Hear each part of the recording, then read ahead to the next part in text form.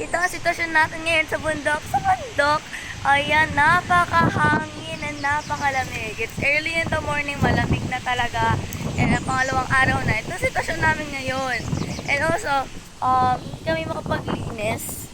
Kasi nga, nahangin yung minawalisan namin. And there's still really a lot na kailangang walisin. And ito yung papag namin. Diyan kami madalas na nag-hangout kasi nga malamig and may libre ka na ring aircon, di ba? Natural, Charis.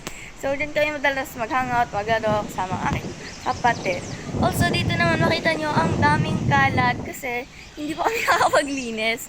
Di ba, pag magwawalis ka, it's either lilipa rin yung winawalis mo or there's more na mahuhulog and kailangan mo rin magwalis. Kasi nilipad ng aking buhok.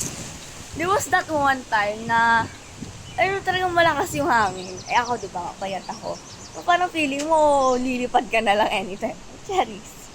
Just kidding. Hindi naman talaga ako lilipadin. Pero it felt like that. Also, dito naman, dito kami naglalaba. Wait. Dito kami naglalaba, and dito din kami nagluluto.